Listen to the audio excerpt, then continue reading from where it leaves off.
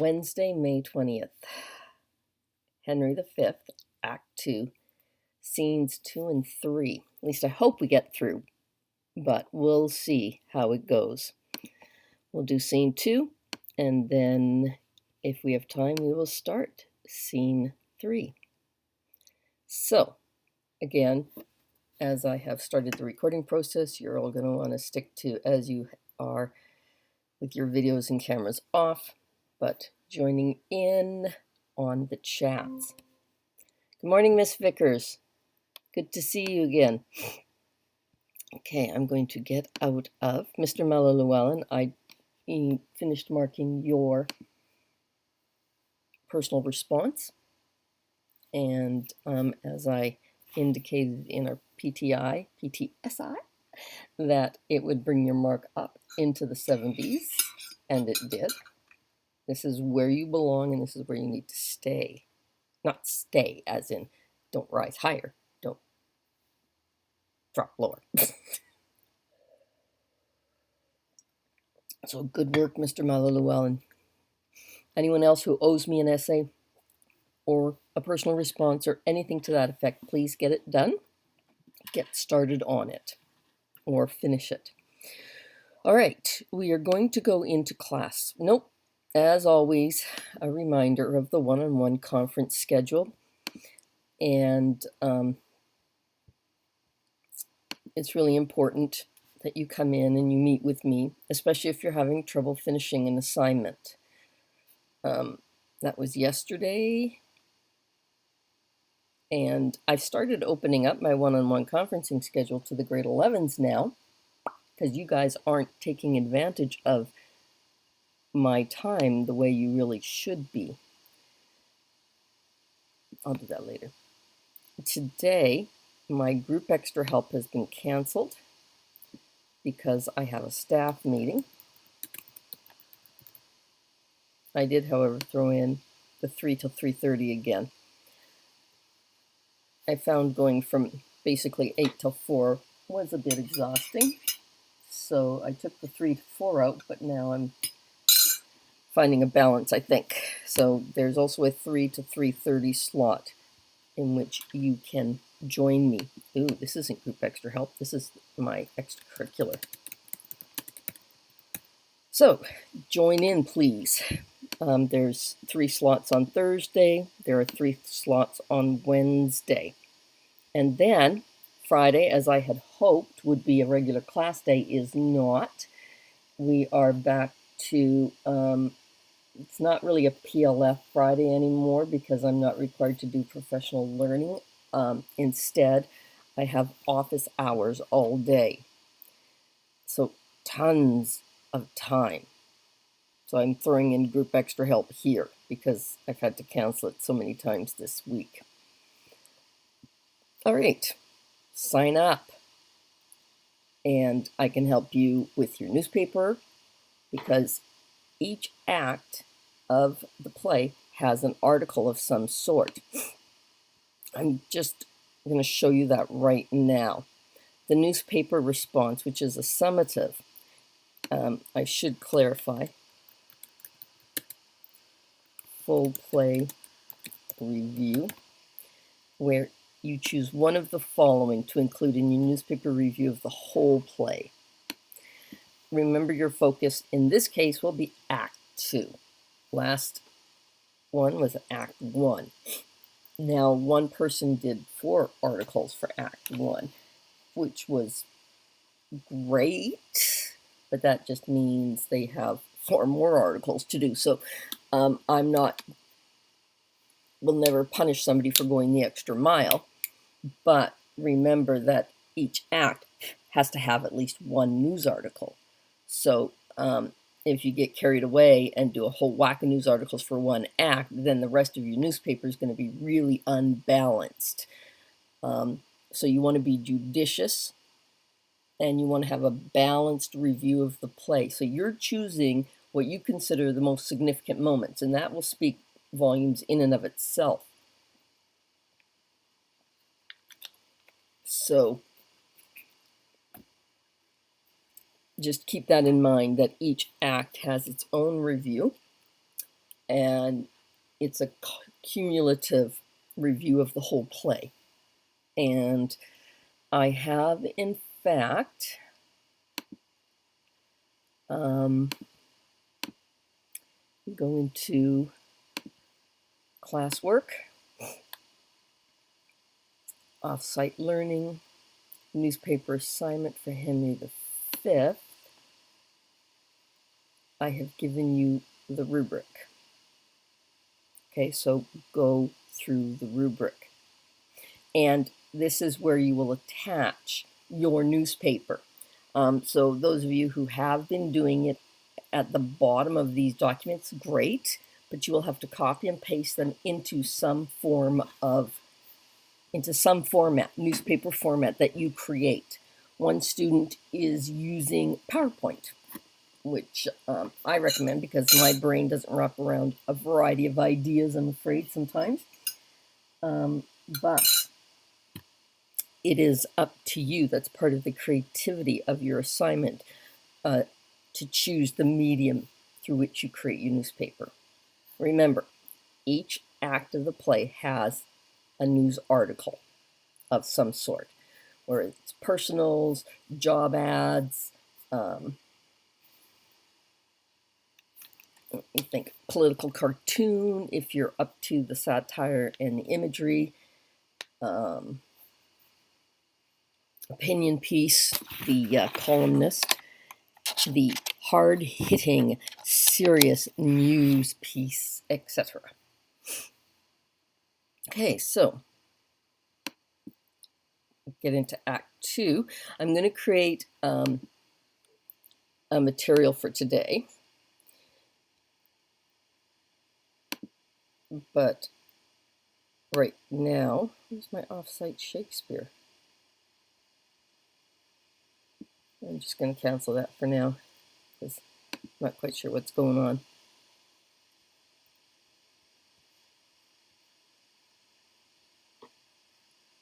Where's my topic for this? Anyway, I have to figure that out later. Sorry. We're going to go into Act 2 of Henry V, and we're going to move to page, I believe it's 11. Now, these documents look really big, yeah, because they have the act of the play in it. So don't let that intimidate you, okay? And the reason I put the act of the play in it is because it makes it easier for me to access information. And I discovered after I was doing this that there are no notes in your textbook. Nice little textbook without a single commentary. I would say that is university level material, not high school level material. So, I am putting notes in for you. Okay? So, our scene 2 focus. How does the king trick the traitors into pronouncing their own sentence? Well done, Henry. Why is the king hurt most by Lord Scrope's deception? How does modern connotation blur the meaning behind Shakespeare's description of Lord Scrope's relationship with the king? Now, that's just me assuming modern connotation blurs it. For all I know, in Shakespeare's day, that's exactly what they meant. And we're less uptight about these things than we are today. And number 4, how does the plot advance at the end of this scene? Shakespeare likes to push the plot forward at the end of every scene, or most of his scenes. Never use the ultimatum. All right. So, when is the Shakespeare essay?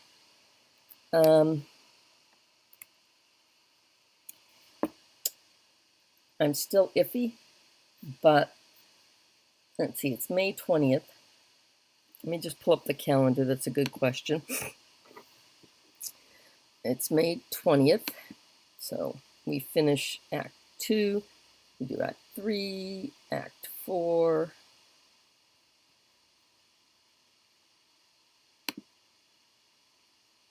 Act 5. There won't be one, because then we'll have time for Death of a Salesman and a Death of a Salesman critical. So the next critical will be Death of a Salesman. So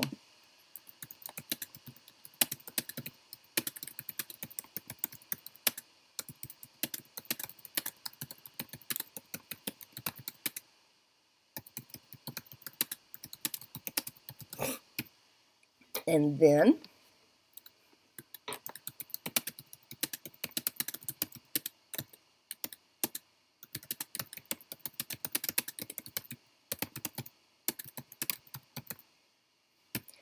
so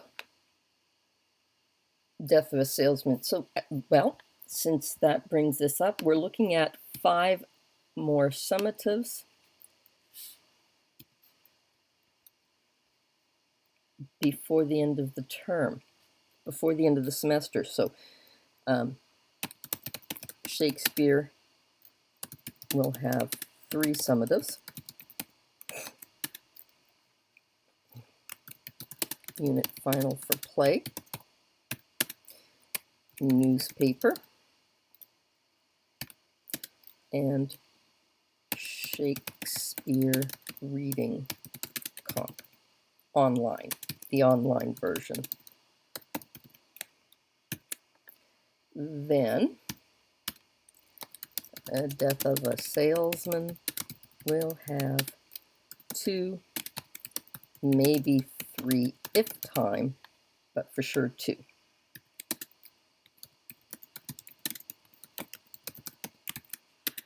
The first one being a critical analytical on the play, and then a modern drama reading comp online version. So there, we're looking at no less than 5 summatives. Are we going to get a 6th in? I don't really care if we don't do the unit test for Death of a Salesman. So we'll just play it by ear. And now that I said I don't really care if we don't do it, you guys, you probably won't. Okay, so we want to look at how the king tricks the traders into pronouncing their own sentence.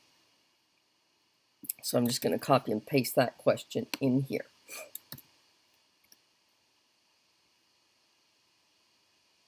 So this is our focus. Well, we've got 4 focus, but, you know, one at a time. Scene 2. Enter Exeter, Bedford, and Westmoreland. Bedford. For God, his grace is bold to trust these traitors. They shall be apprehended by and by. How smooth and even they do bear themselves, as if allegiance in their bosom sat, crowned with faith and constant loyalty. The king hath note all that they intend by interception, which they dream not of. Nay, but the man was his bedfellow, whom he hath dulled and cloyed with gracious favours, that he should for a foreign purse so sell his sovereign's life to death and treachery. Trumpet sound, enter king, Scroop, Cambridge, Grey, and attendants. Now, these 3 were identified for us in the prologue.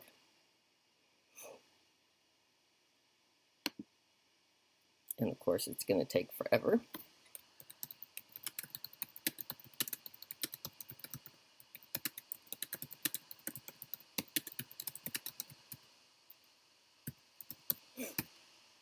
So hopefully you remember that.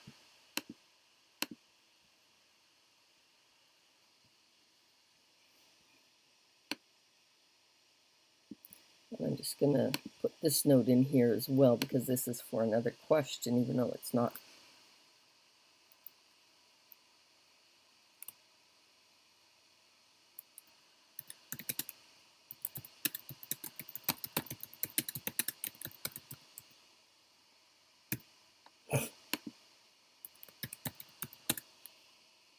Alrighty. A few extra notes that I feel are necessary. Notes on the side of the page here, these comments are the same as the notes on the side of the page in your HBJ or your Oxford. Or in Swan, they're at the bottom of the page.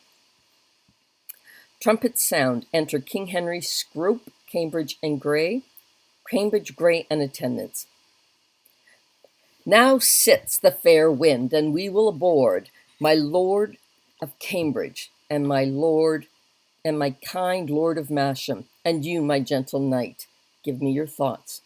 Think you not that the powers we bear with us will cut their passage through the force of France, doing the execution in the act for which we have in head assembled them? No doubt, my liege, if each man do his best. I doubt not that, since we are well persuaded, we carry not a heart with us from hence that grows not in fair consent with ours, nor leave not one behind that doth not wish success and conquest to attend on us. Never was monarch better feared and loved than is your majesty. There's not, I think, a subject that sits in heart grief and uneasiness under the sweet shade of your government. True, those that were your father's enemies have steeped their gulls in honey and do serve you with hearts create of duty and of zeal. We therefore have great cause of thankfulness, and shall forget the office of our hand sooner than quittance of desert and merit, according to the weight and worthiness. So service shall with steeled sinews toil, and labor shall refresh itself with hope to do your grace incessant services. We judge no less. Uncle Exeter, enlarge the man committed yesterday that railed against our person.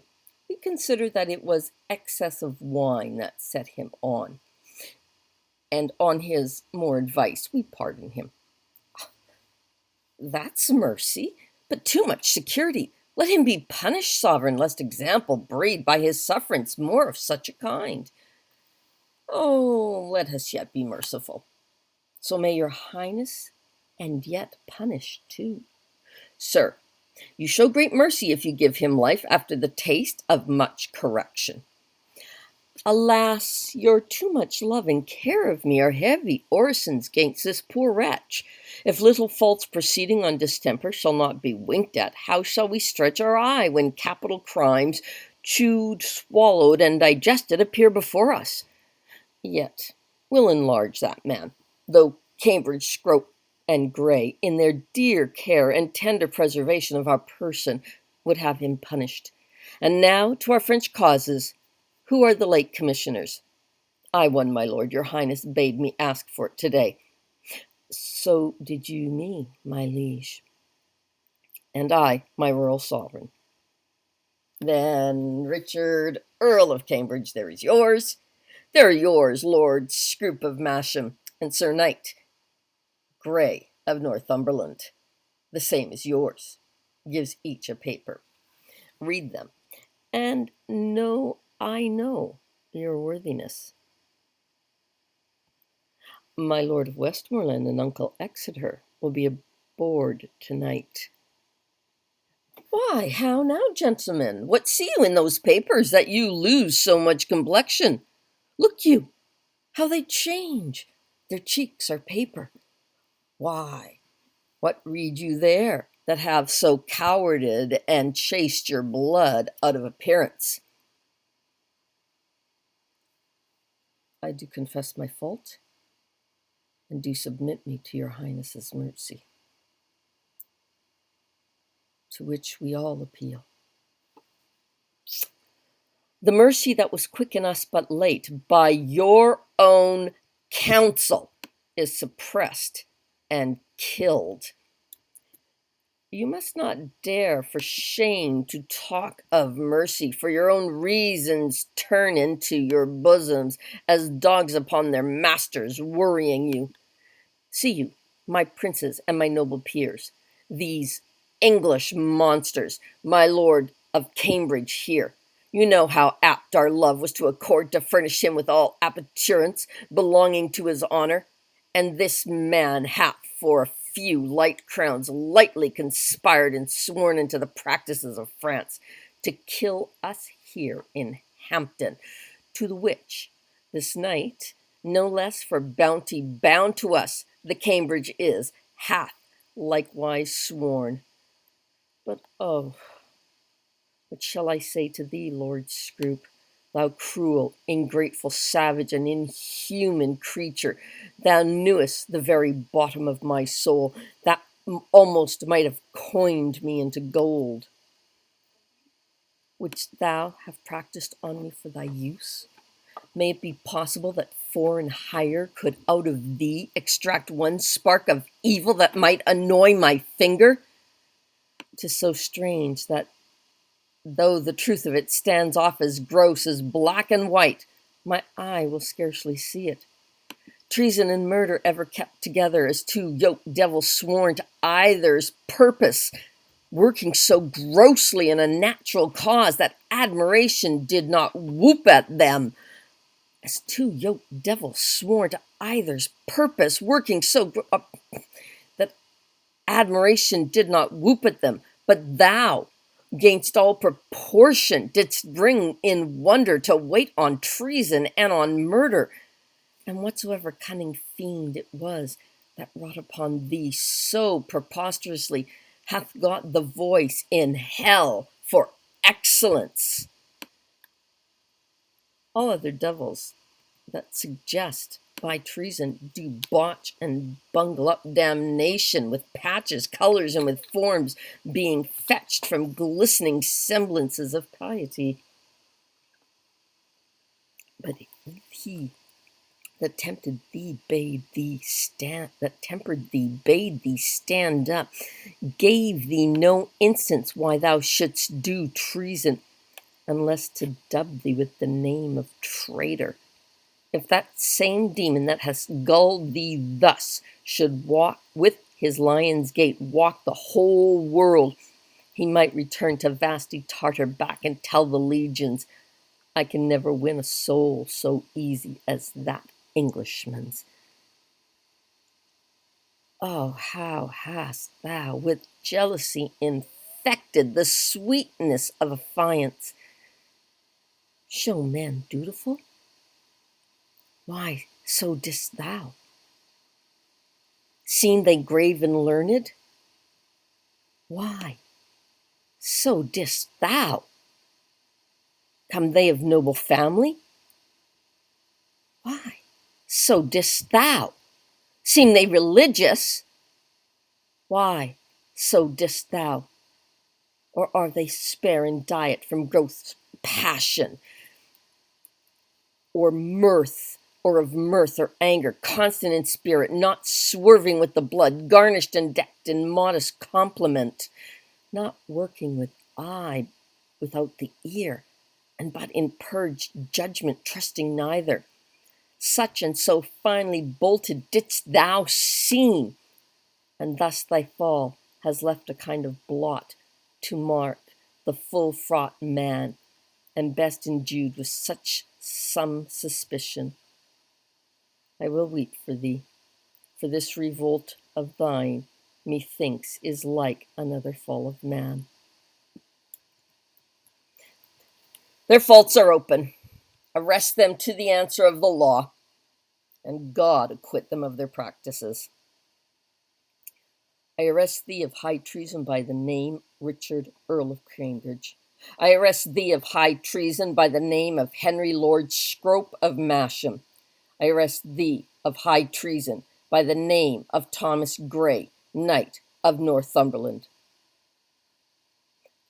Our purposes God justly hath discovered, and I repent my fault more than my death, which I beseech your highness to forgive, although my body pay the price of it.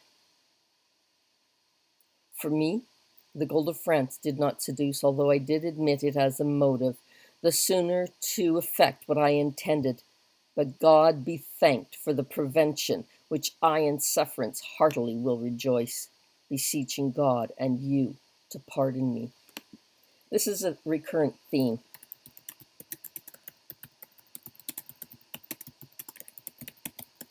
In Shakespeare's work.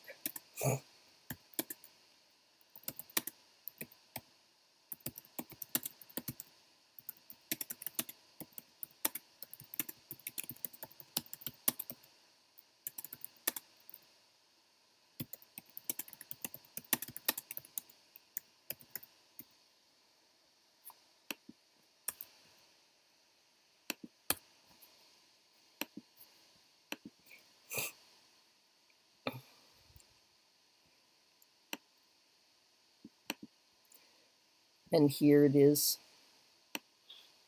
again.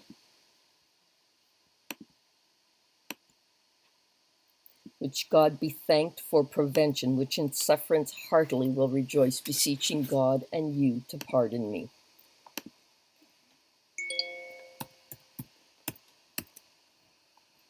Ibid means same comment as prior. Did someone join us? No, I just heard a ding. Never did faithful subject more rejoice at the discovery of most dangerous treason than I do at this hour, joy o'er myself, prevented from a damned enterprise. My fault, but not my body, pardon, sovereign. And once again, Ibid, that same expression. And we saw that in Macbeth. Nothing became him like his death, his life like the leaving of it. God quit you in his mercy. Hear your sentence. You have conspired against our royal person, joined with an enemy, proclaimed, and from his coffers received the golden earnest of our death, wherein you would have sold your king to the slaughter, his princes and his peers to servitude, his subjects to oppression and contempt, and his whole kingdom into desolation.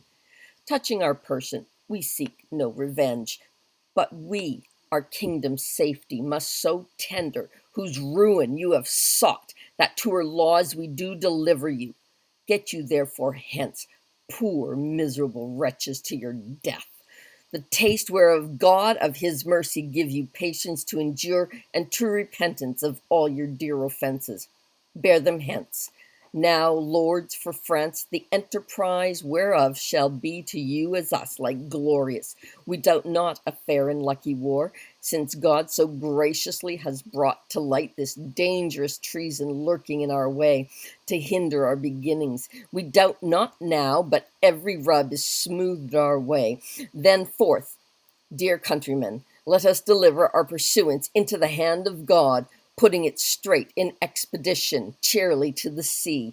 The signs of war advance. No king of England, if not king of France. So let's go back into our chat and go to how does the king trick the traitors into pronouncing their own sentence. So we'll scroll back up.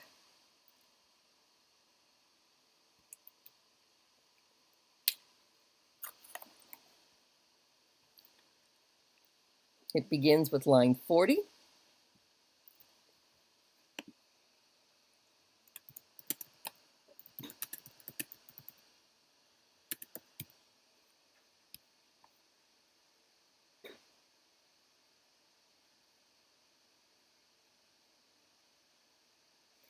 Down to about line 82.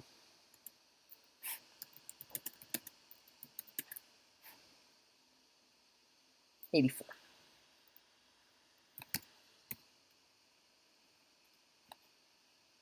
So go back and review lines 40 to 84. Oops, I wrote 82 anyway.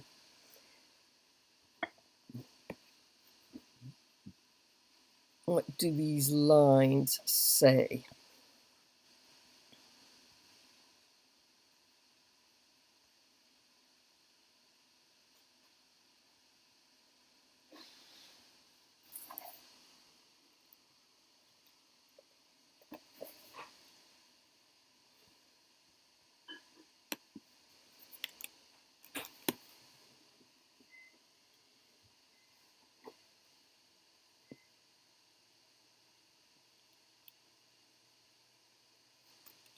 Lines 40 to 82. How does the king trick the traitors into pronouncing their own sentence? Partially. Who does he say he will be merciful to?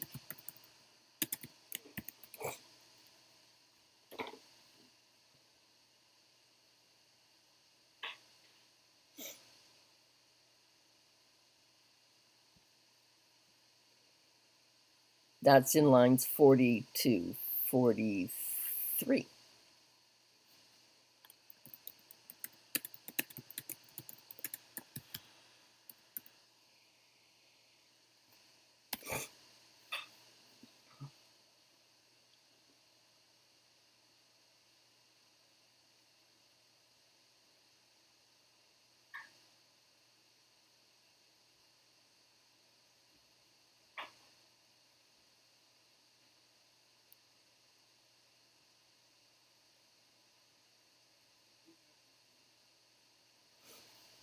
While you guys are pondering that, I'm going to do a quick attendance.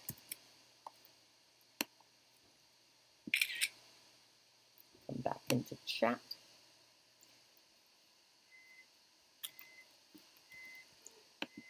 So when he says enlarge, what he means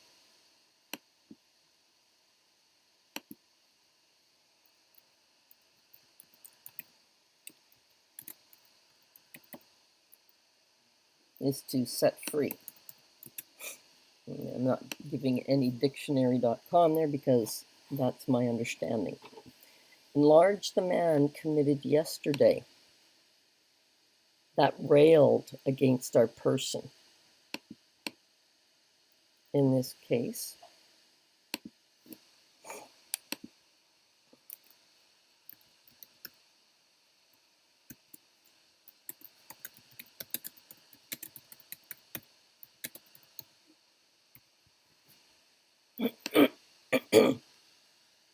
we consider it was excess of wine that set him on, and on his more advice, we do pardon him. So, why is the king bringing up this man? A drunkard who bumped into King Henry, very possible. You're making an inference based on the text, and it works. He did more than bump into him. The charge is that he railed against our person, where he railed might even mean, let me just look that word up. No, I forgot to pull up my, I just want to make sure. Now, not having notes, of course, I can't say go to the notes on the side of the page, which is always nice to do. But I try to second guess everything we need in advance. A fence or railing, a rail to furnish.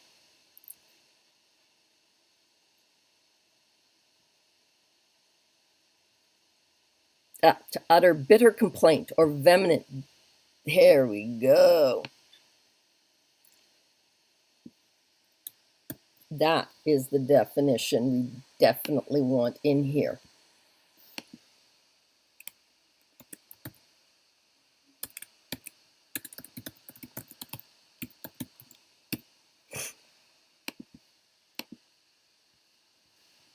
Yes, bingo.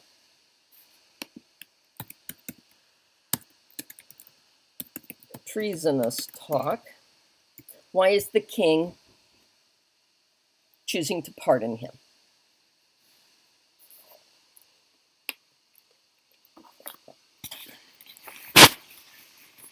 It does. I think it does. Also, this is a petty crime brought on by excessive alcohol consumption.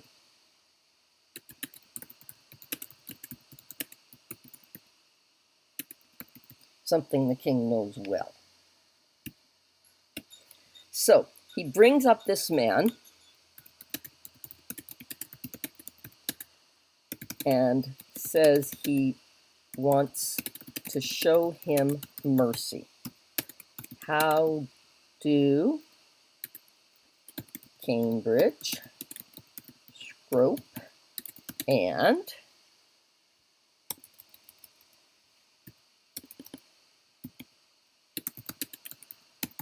react.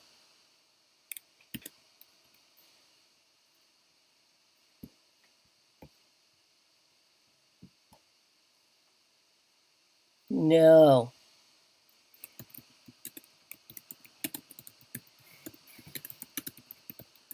He doesn't. He is tricking them into pronouncing the drunk's sentence. A sentence for a petty crime, making it clear that their crime, capital treason, will get no mercy from him.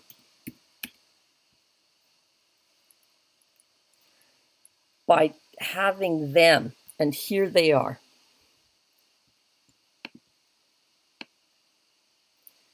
that's mercy, but too much security. Let him be punished.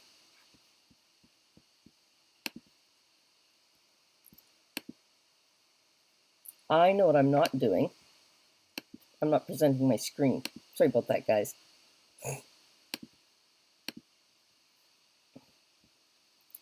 So if you're looking at the screen and you can see this, I'm now presenting their replies, where he says, Scrope is the first to say, do not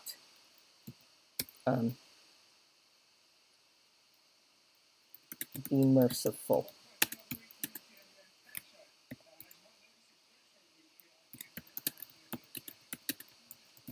And be punished. Cambridge and Gray agree,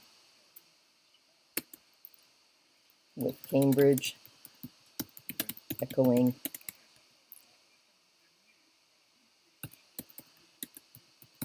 punished too, and Gray saying mercy can come after much correction.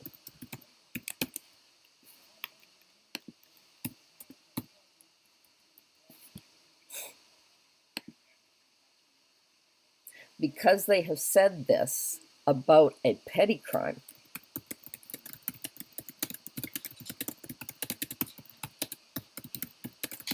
they cannot possibly expect mercy for their crimes.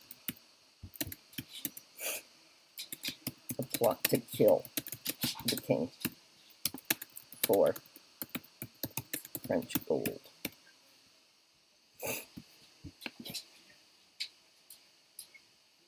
All right. And here,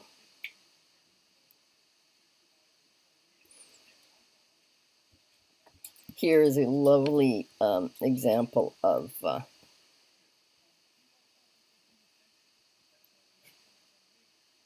so this is the okay, let me just go back to our questions to make sure I don't divert.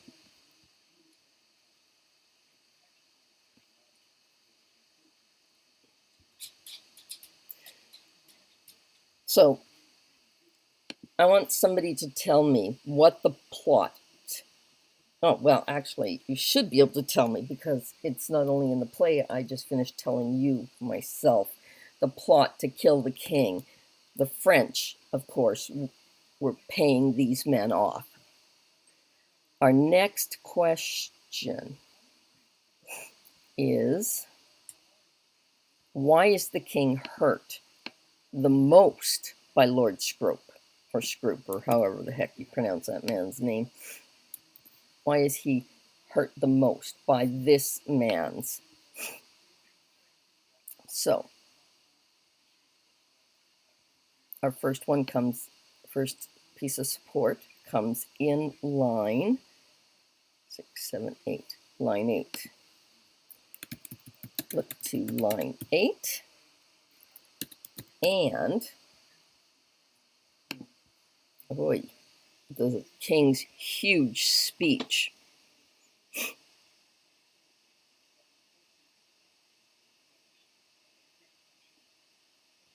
That begins here, line 95.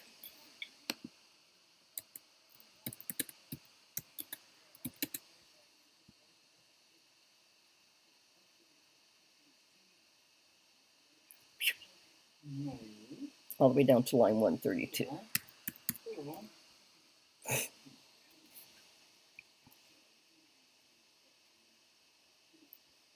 So we go back to line 8, and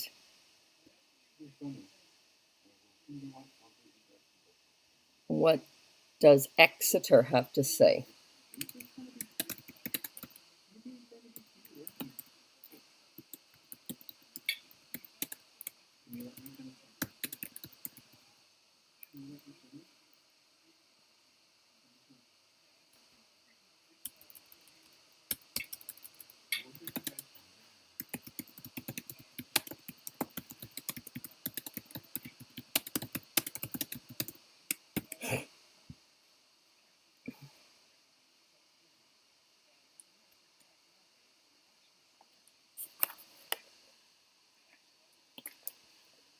So we'll start with line 8 and 9, actually.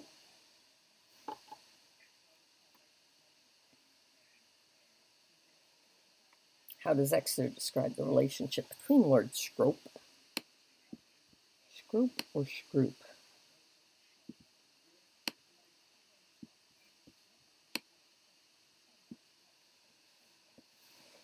This takes us also into question number 3, which is a very straightforward question. You don't have to do a great deal of in terms of that response. Question number 3 is modern connotation. When we think of the phrase bedfellow, we think of a sexual relationship. It's not uncommon even today for little children to sleep together, sleepovers. And 2 or 3 little girls or 2 or 3 little boys in the same bed sleeping. And it is a completely innocent activity that suggests that they were childhood friends in Shakespeare's day. But who knows? Who knows what? Because Shakespeare was quite the forward thinker, and I have no doubt would not have veered away from a topic like that, even with his great king. So, now that I've given you the answer for line 8, tell me, show me that you were listening.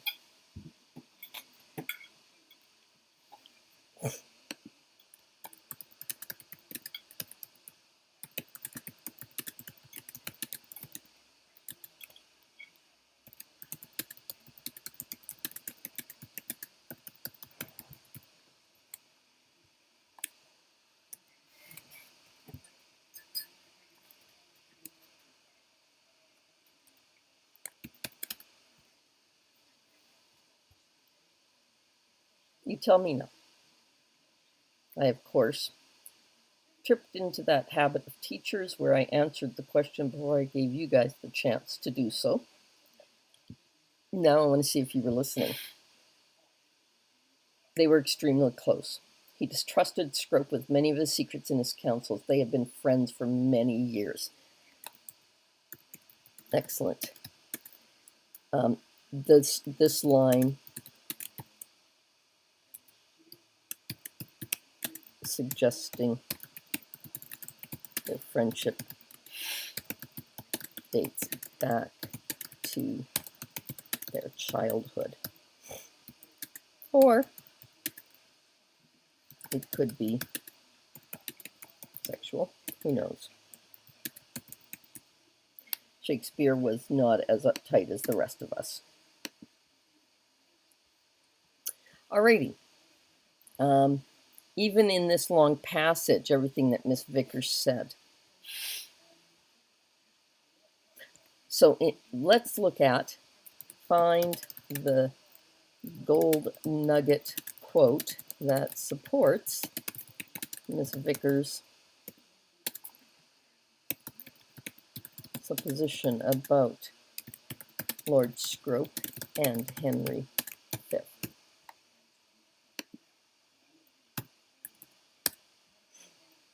So what's the gold nugget quote? Ew, that's not supposed to be 80. That's supposed to be another parenthesis. Grr, I hate when I do that. So what's the gold nugget quote in here? From basically lines 82 to the almost the end of this. 90, oh, did I say 80? 95, from lines 95 to 130. Gold nugget quote. But oh, what shall I say to thee, Lord Scrope, thou cruel, ingrateful, savage, and inhuman creature, thou that didst bear the key of all my counsel, that knewest the very bottom of my soul, that almost might have coined me into gold, wouldst thou have practiced on me for thy use? May it be possible that foreign hire could out of thee extract one spark of evil that might annoy my finger? 'Tis so strange that though the truth of it stands off his grown. Okay, knew the very bottom, so that might have coined me into gold. Very good. In fact, I would go with the line above it too. So 96, 97, 98, and 99.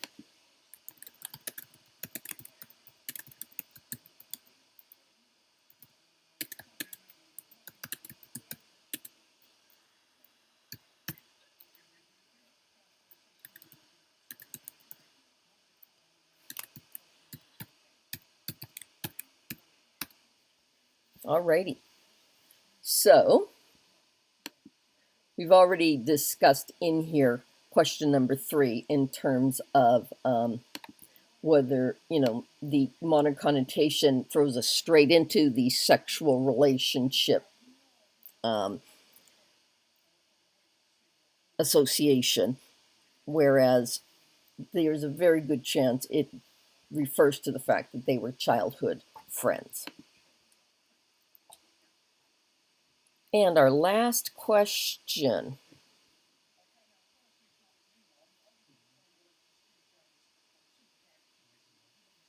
is,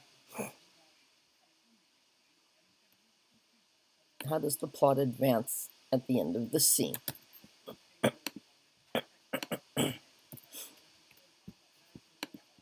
So we'll go to the end of the scene.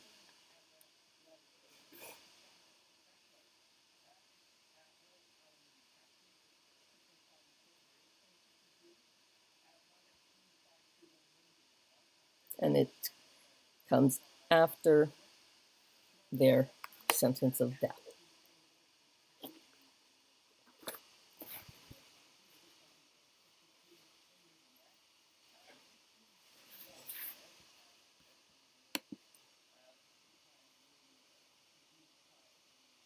I'm really going to fight against that urge to answer the question for you guys this time. How does the plot advance? They are going to France for war. Yes. Can you elaborate on what Henry says? Why they are now able to proceed with the business of war with France.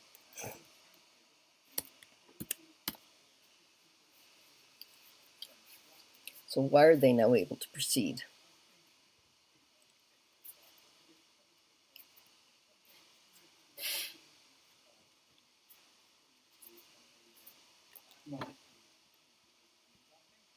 So basically read from lines 185 to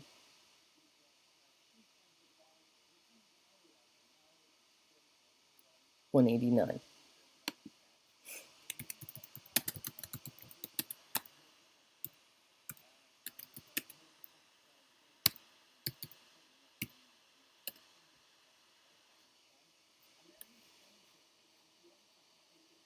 Yeah, crap. No question mark in the up here. I would need to rewrite that. Why are they now? In order to get the question mark in. Or, no, the question mark works. Can you? Never mind.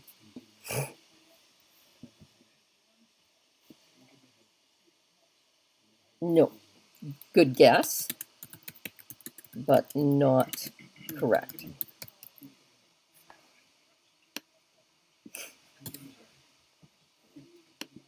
We doubt not a fair and lucky war, since God so gracious has brought to light this dangerous treason lurking in our way to hinder our beginnings.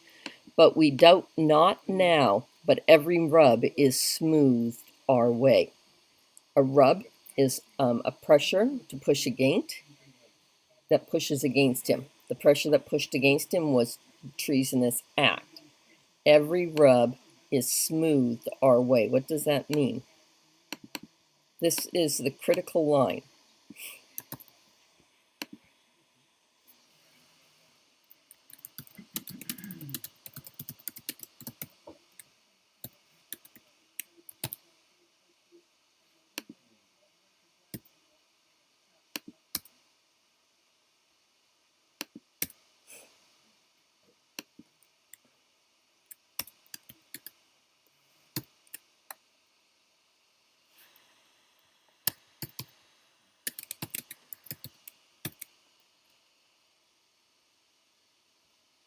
They've caught the treasonous members of their party, so they can now proceed. Good. Yes. Well done, Miss Vickers. Beautiful. All right. So that is scene 2.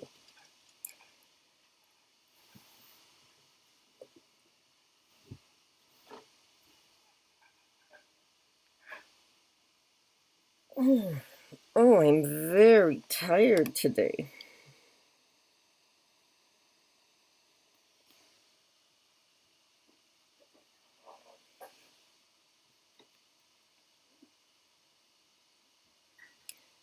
So,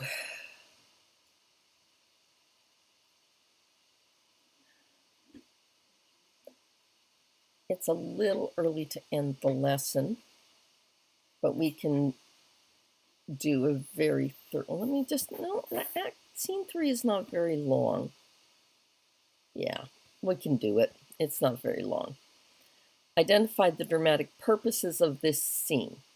Discuss how Shakespeare uses this scene to say goodbye to his most famous character. As is typical of Shakespeare, he ends the scene on a transition. Identify this. Compare and contrast all the transitions in the act. Oh, that's just mean. Ha ha ha. Okay, what is our dramatic purpose? As always, when we get to the more alcoholic individuals, these are the foot soldiers. We will always see comic relief, but look for more.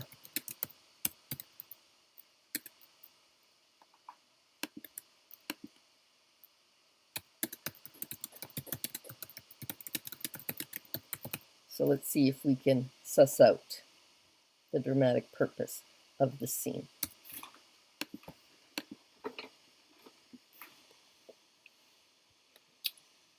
Enter Pistol, hostess, Nym, Bardolph, and boy.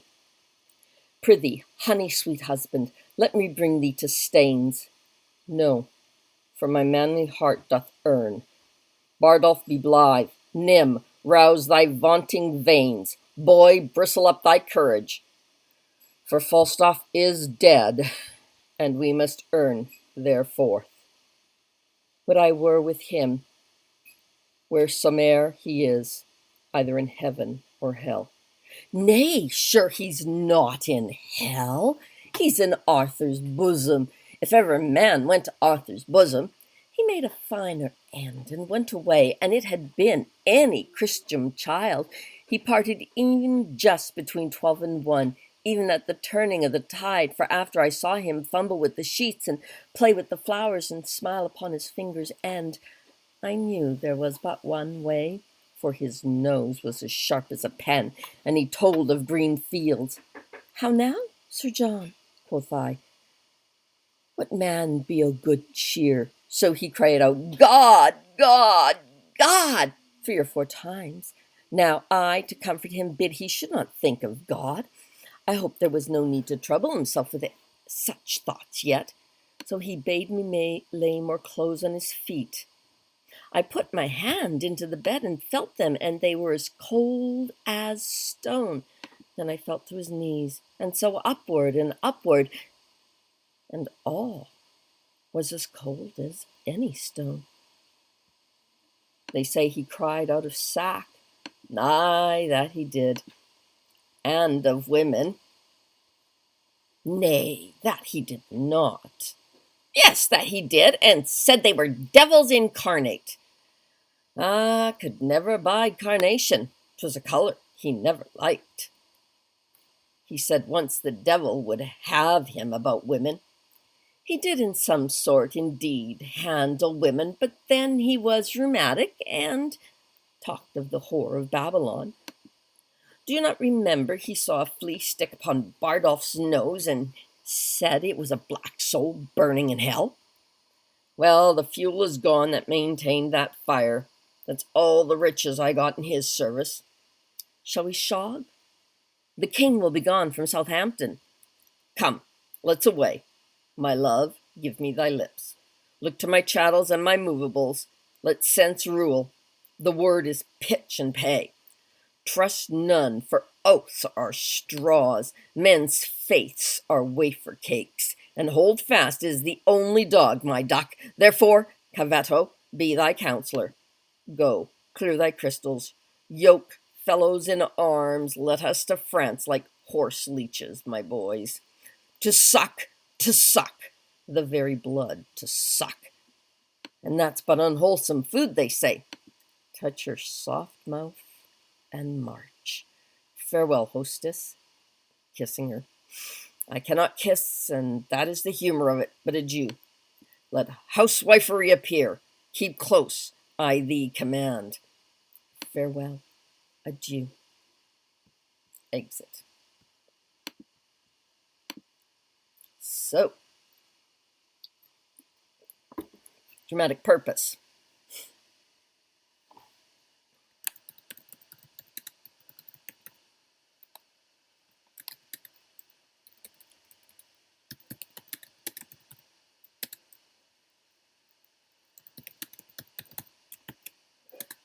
Why would he write this scene?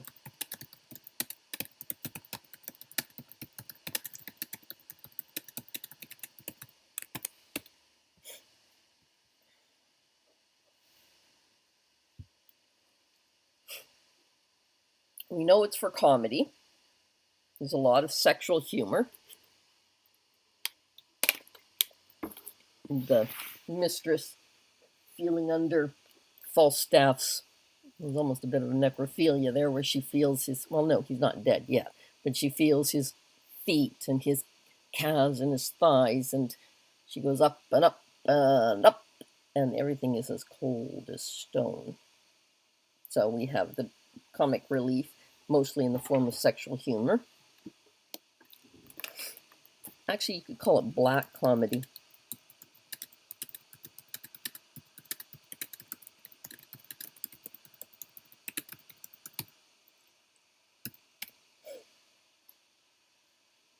Why else would he write this scene?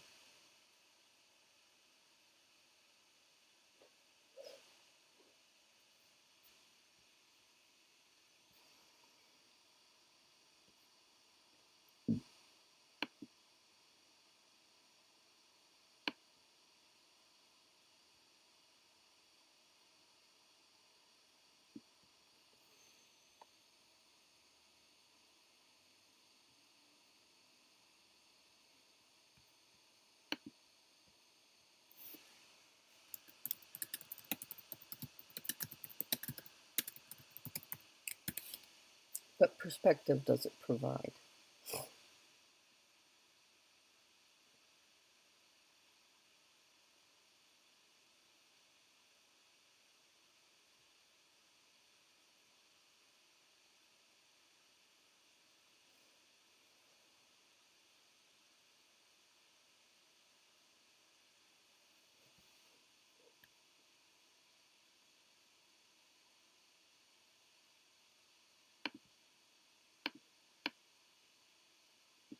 Yoke fellows in arms.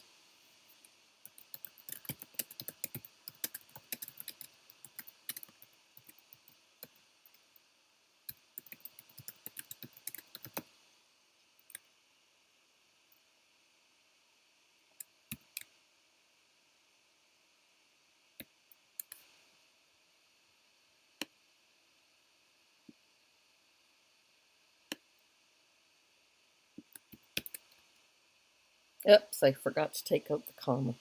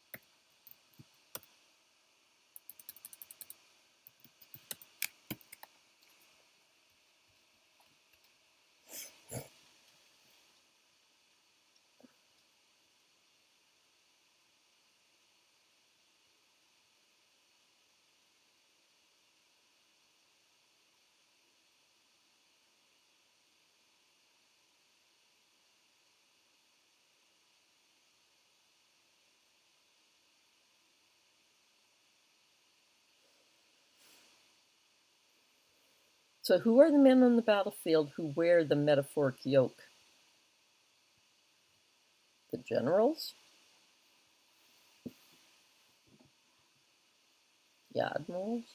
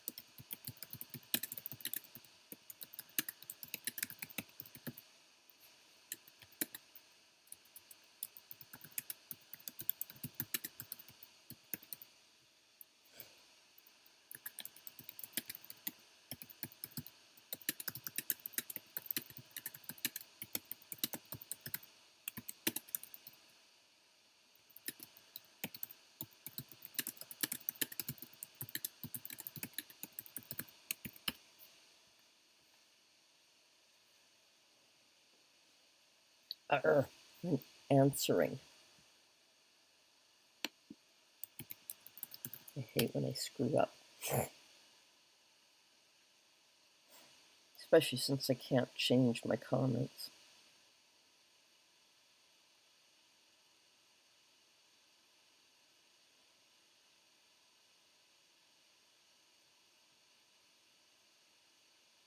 The boy, Pistol, Nim, and Bardolph.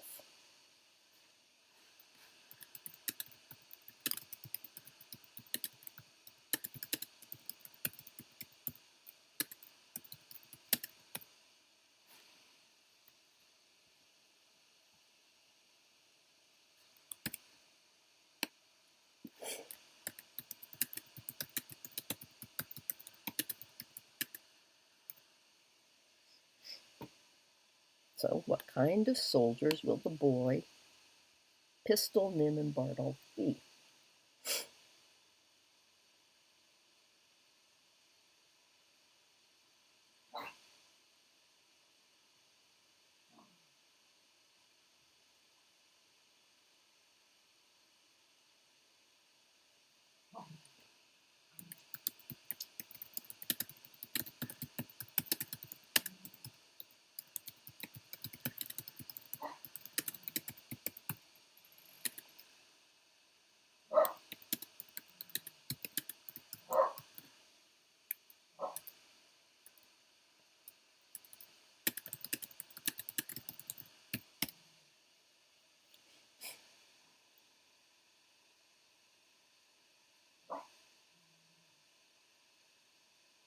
Huey.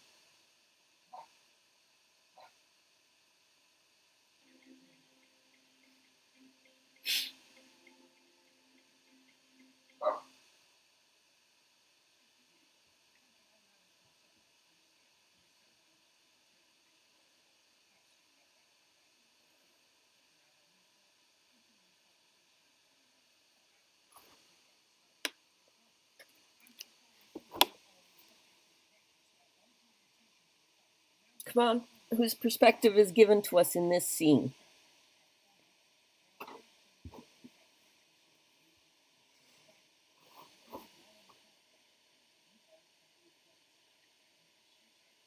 Infantry. Yes.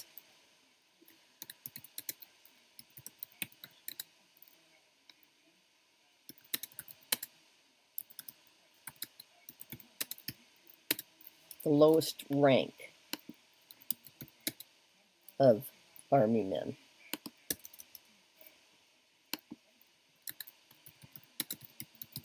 Foot soldiers. And this juxtaposition is between these men and the men of noble rank, the officers. Now, the next couple of questions are actually quite easy. He uses a scene to say goodbye to his most famous character. That's the other dramatic purpose. Who can tell me why Shakespeare takes the time to announce Falstaff's death?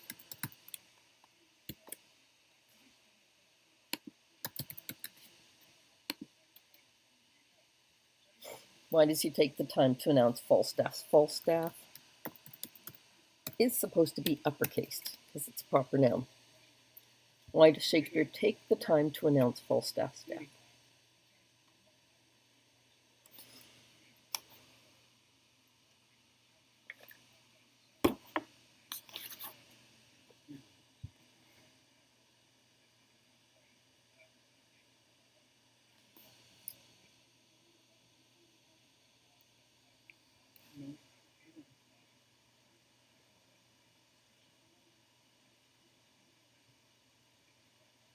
Yes. And his death is said to be the result of a broken heart from the king having banished him.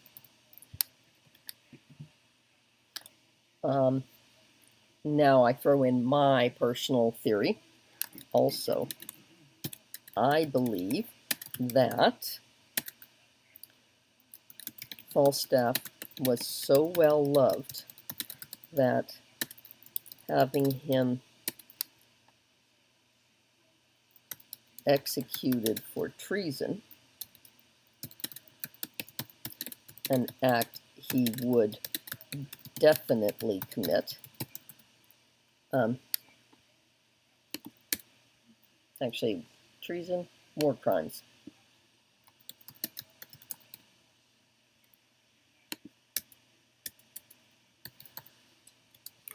In this case, i.e. pillaging, stealing from the natives of France. He would, as he did commit many such crimes in Henry IV, Part 1. I don't know what he did in Part 2, but in Henry IV, Part 1, he misused the king's press. So this is he takes the time because of how important he was in Henry IV, yes, and how important he was to the king. I also truly believe that, as we know because we read later, Bardolph is executed.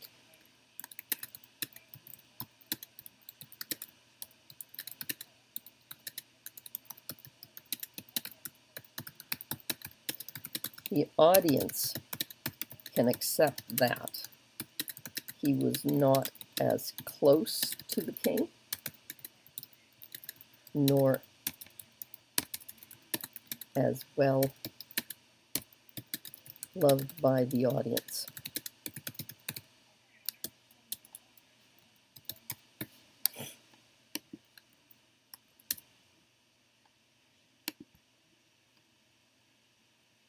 So, our next question, this ends on a transition. Now that transition is the same, in a sense, with every scene so far. What is this transition?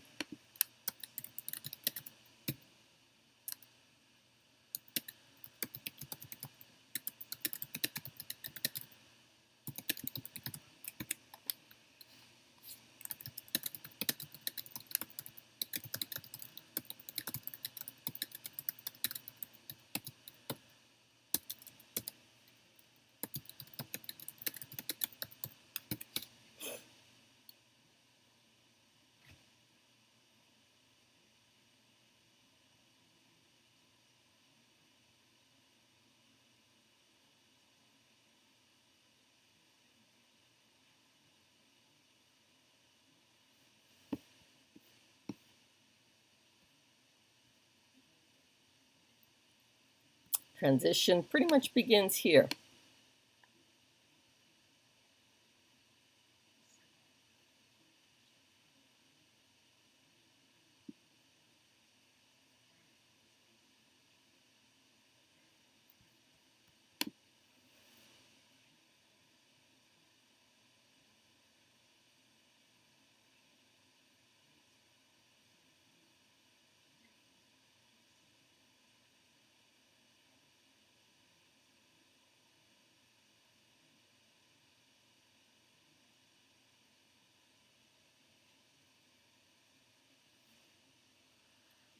Nope, I'm not going to do it. But I know you guys can figure this out.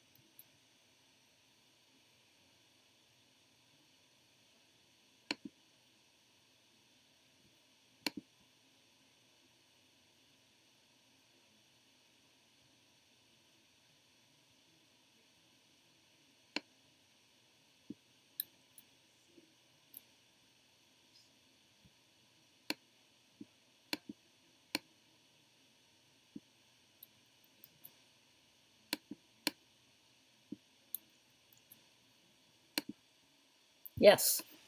How does it, so that is where the similarity lies, as all these scenes end with the same note. We are off to fight the war in France. How does this transition differ?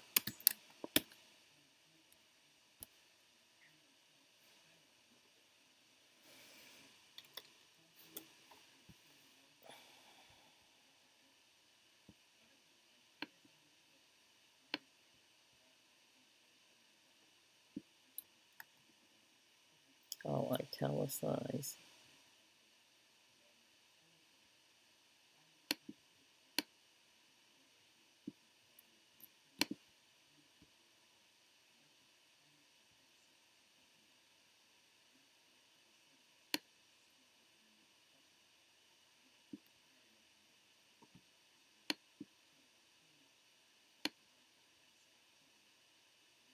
There's this.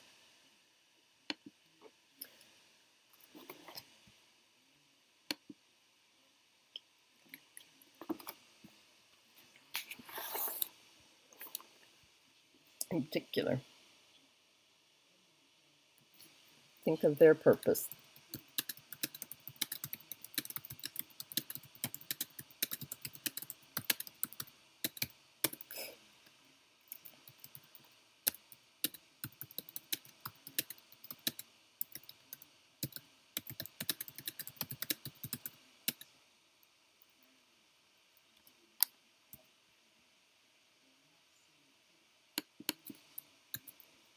And I don't know how to spell allegiance.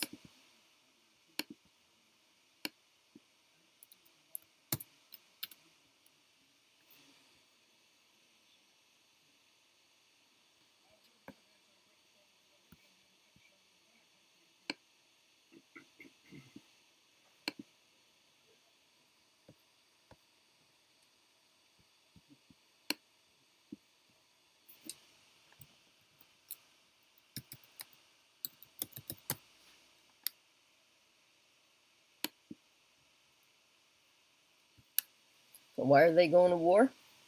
What do you think they mean? What do you think Pistol means when he says, like horse leeches, my boy, to suck, the very blood to suck?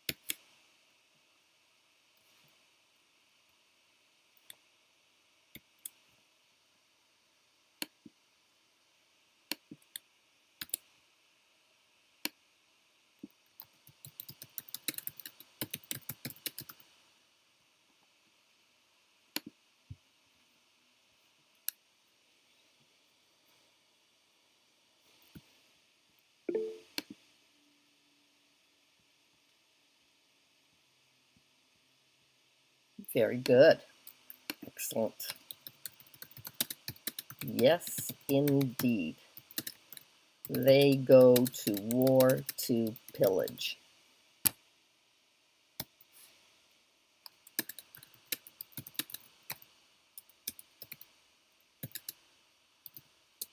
Yeah, I think we can just end it at pillage. There we go. The other men go to war. The king's reasons for going to war, etc., varies from this. But their intent is pretty straightforward. We're going to go to the war, we're going to fight, and we're going to pillage, and we're going to bring home shitloads of money. Period. Okay, guys, that ends our lesson and Act 2. So, get to work on all your questions. We talked our way through all of them. And we did notes for all of them. So notes on the side of the page and Google Meet chats, and reread the act. We will start Act 3 tomorrow. I've got a little bit of work to do before we can, but we will start Act 3 tomorrow. So this Act 2 is due, today's Wednesday, tomorrow's Thursday. I will make it Friday. And the Act 3 will be due the day after we are finished Act 3. All right. It was nice having you guys again, our tiny little class. And I will now stop recording.